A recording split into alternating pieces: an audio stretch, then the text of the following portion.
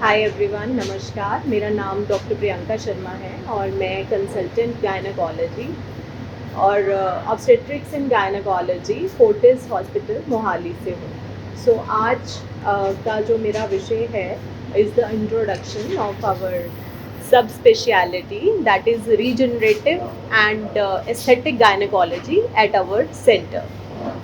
हम एक नई स्पेशलिटी स्टार्ट कर रहे हैं फोर्टिस में, that is regenerative and aesthetic gynaecology. क्या है क्या होगा इसमें गायनेकोलॉजी से हटके क्या होगा? इसमें गायनेकोलॉजी से जो हटके, जो रूटीन गायनेकोलॉजी से हटके वो ये है कि बेसिकली जो हमारा जेनिटल ऑर्गन्स हैं, जो हमारा एज की वजह से या प्रेगनेंसी, चाइल्ड बर्थ या फिर मीनोपॉज की वजह से जो ऑर्गन्स का फंक्शन इफेक्ट होता है, उसको हमने कैसे रिस्टोर करना है to its normality without any surgeries, जो हम उसको वापस से उसकी नॉर्मल फंक्शनिंग में लेके आते हैं। बिकॉज वो ना नॉर्मल फंक्शनिंग में होके बहुत सारी प्रॉब्लम्स क्रिएट कर सकता है, जैसे कि पेशेंट को SUI रहता है जिसमें यूरिन लीकेज रहता है, या प्रोलैप्स हो जाता है, या फिर पेशेंट को बार बार यूरिन का इन्फेक्शन रहता है, और पेशेंट को वेजाइनल ड्राइनेस महसूस होती है, और इंटरकोर्स के समय में पेन रहता है। ये सब तरह की प्रॉब्लम्स अदरवाइज़ उसको आती हैं, फेस करनी पड़ती हैं।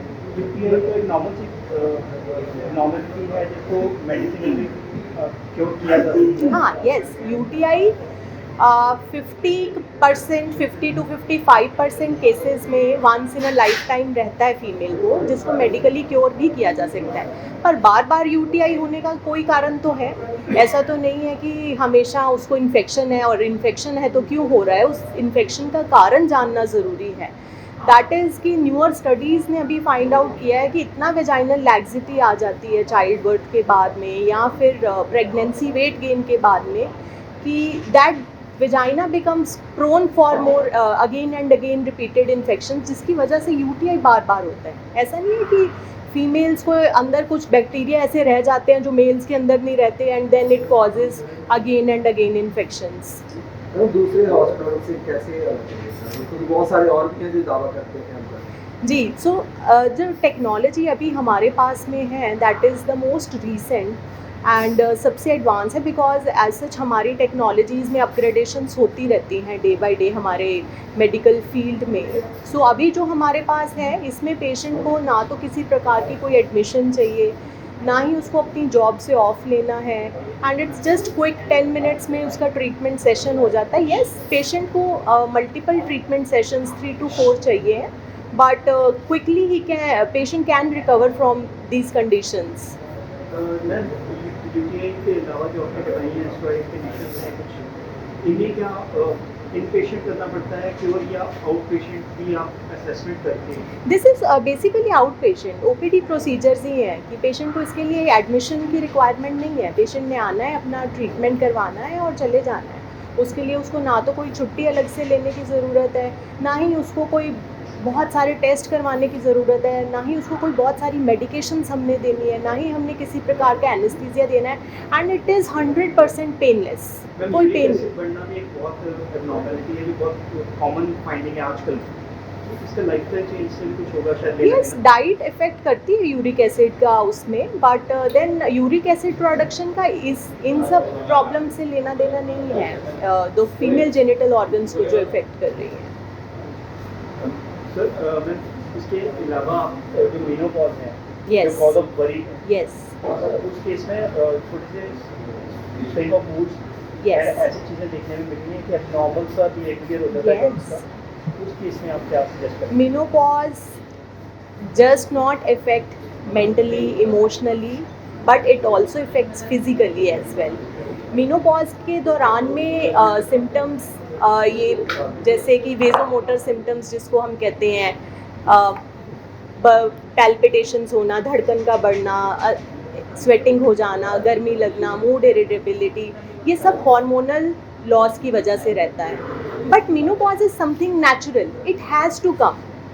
इसको तो आना ही है, इस नेचुरल इवेंट को हम प्रिवेंट नहीं कर सकते, but with our various modalities हम इसके इन सिम्टम्स पे काम कर सकते हैं. बट मेनोपॉज के साथ साथ और बहुत सारे सिम्टम्स आते हैं, जैसे बल्बोवेजाइनल एट्रोफी हो जाती है, पेशेंट को हमेशा ड्राइनेस रहती है, नीचे इचिंग की प्रॉब्लम रहती है. बार बार पेशेंट इसी कंप्लेंट के साथ आता है कि मुझे कोई बीमारी हो गई है कि इसमें इचिंग मुझे नीचे अपने प्राइवेट ऑर्गन्स में इतना रहता है. But that is all because of the loss of the hormone. So loss जो हार्मोन्स का हुआ है वो सिर्फ हमें इमोशनली अपसेट नहीं करता है, बट फिजिकली भी इम्पेयर करता है.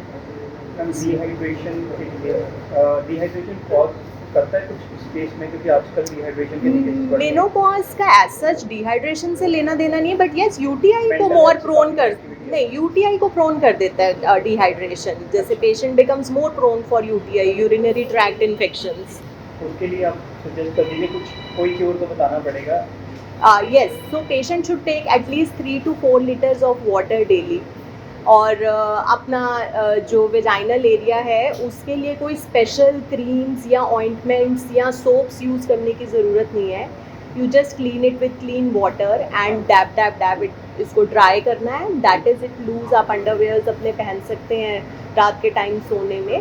अदरवाइज़ और कोई ऐसा नहीं है कि आपको ये भी खाना है या वो भी खाना है या क्रीम्स यूज़ करनी है to make that area hygienic. Thank you. Thank you so much for coming here. So today I am here to introduce some speciality of gynecology, that is regenerative and aesthetic gynecology.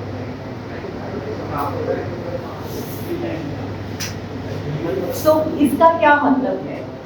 इसका मतलब ये है कि basically जो हमारे genital organs हैं, जो pregnancy से, चाइल्ड बर्थ से या मेनोपॉज की वजह से इफेक्टेड रहते हैं और अपना फंक्शन लूज करते हैं या उनका फंक्शन डिक्लाइन करता है ओवर द एज, उसको हम कैसे ठीक करते हैं और उसको हमने नॉर्मल फंक्शनिंग पे लेके आना है.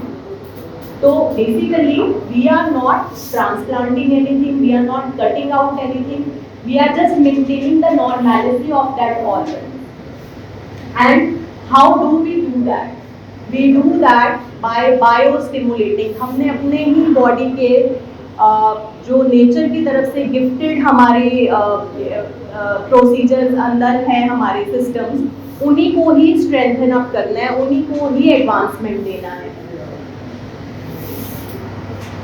सो जो भी हमारी ट्रांजिशन की फेजेस हैं in the life of a female, from being girl to getting married, becoming a wife, and then becoming a mother, and then she's finally a woman. So ये सारी transitions, they are not just happening outside socially, they are happening within the body as well. So all these changes, they just not only the loss of the functions of the genitalia does not only distress the women, but it negatively affects the sexual well-being and deteriorate the quality of life. So I think you all agree with me that we are the basis of every family, we are the source of procreation, we are the homemakers, and if we are happy, everyone else is happy in the family. So why there is a need of such procedures? This graph shows the disease burden in the society. और ये सिर्फ कोई अपर society females या lower society females पे apply नहीं होता. This is applied globally, all over the world ये females पे अप्लाई होता है ये डेटा, जिसमें कि UTI it is around commonly it is 40 to 50%, but bar UTI होना is around 25%. So एक चौथाई फीमेल्स इससे परेशान है. सेकेंड इज द GSM, जिसको हम genito urinary syndrome of menopause भी कहते हैं, जिसमें कि फीमेल की बॉडी में बहुत चेंजेस आती हैं and that changes are also effecting the genital organs, जिसमें उनकी जो वेजाइनल इश्यूज या पेरिनियल एरिया में हमेशा ड्राइनेस, इचिंग और बर्निंग सेंसेशन रहती है. And then patient gets to OPD और to the hospitals for these conditions like I am having UTI and now I'm again having infections, I am having a lot of discharge from the vagina. She is not even getting why this all is happening. Third is the SUI. SUI is the stress urinary incontinence, जिसमें कि जैसे ही pressure rise हुआ, खांसा, छींका, हंसे, उठे, jump किया, exercise किया, कुछ भी वेट लिफ्ट किया और यूरिन निकल आया. This is affecting 30% of the females, यानी हर 3 में से एक female is affected with this SUI. Then comes the abnormal vaginal discharges. Vaginal discharges, they are affecting around 50 to 60% of the females, यानी half of the females are being affected with these discharges. And last is the prolapse. Prolapse है कि बच्चेदानी का बाहर को निकलना. Data ये कहते हैं कि 50% females they are affected with prolapse at some point of their time after menopause, and जिनमें एक्चुअल प्रोलैप्स है कि बच्चेदानी बाहर ही निकल आई है, that is 10 to 20%. And to be specific, in north India it is around 7.6%.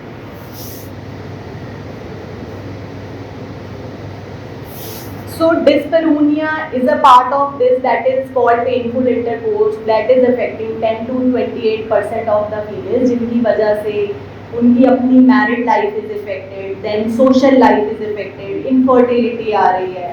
There are symptoms like vaginal dryness जो 30% फीमेल्स को अफेक्ट करते हैं, और मीनोपॉज के बाद तो 50% फीमेल्स को अफेक्ट करते हैं, और अगर किसी की कैंसर सर्जरी हो गई है तो 63% फीमेल्स को अफेक्ट करते हैं. So basically why we are discussing this thing, we are discussing ये सब सिम्टम्स ऐसे नहीं है कि पेशेंट की जान पे आ गई, कि इतने डेंजरस है कि उनकी डेथ हो गई, बट हम आज इसलिए ये डिस्कस कर रहे हैं कि ये पेशेंट की क्वालिटी ऑफ लाइफ को इफेक्ट करते हैं. पेशेंट ना तो बात कर पाता है इनके बारे में, ना ही शायद उसको इतनी अवेयरनेस है इन सब सिम्टम्स के बारे में कि ये सब क्यों हो रहा है, और इनके ट्रीटमेंट्स भी हो सकते हैं बिना किसी सर्जरी के. नहीं तो इंडिया में तो यही सब देखा गया है कि पेशेंट जाएगा specially in the rural areas कि मुझे डिस्चार्ज हो रहा है, मुझे नीचे पेन हो रही है, उसकी हिस्टेक्टमी हो जाएगी.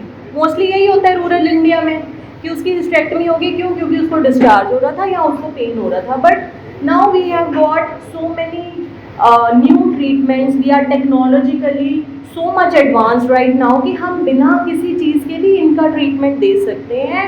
कहीं ना कहीं if women is happy we are also happy, क्योंकि हमारी सारी family means happiness of everyone together. So this incidence is not by me. This is a study by American Urological Association जो ये कहती है कि हर 3 में से एक फीमेल को SUI होता ही होता है. Then this is a study जिसमें ये बताया गया है कि 45 से 63% महिलाएं अपने मीनोपॉज में GSM जो एक सिंड्रोम है उससे ग्रस्त रहती हैं. इतना हाई इंसिडेंस है इस डिजीज का. देन इस स्टडी में ये है बताया गया कि जो एब्नॉर्मल डिस्चार्जेस हैं वो अराउंड 50% ऑफ फीमेल्स को इफेक्ट कर रहे हैं, और फीमेल्स इस बारे में बात ही नहीं करती हैं घर में. देन दिस ये तो हमारे पंजाब की स्टडी है, और इसमें चंडीगढ़ में ही फीमेल्स को एनरोल किया गया था ये देखने के लिए कि प्रोलैप्स किस हद तक कॉमन है.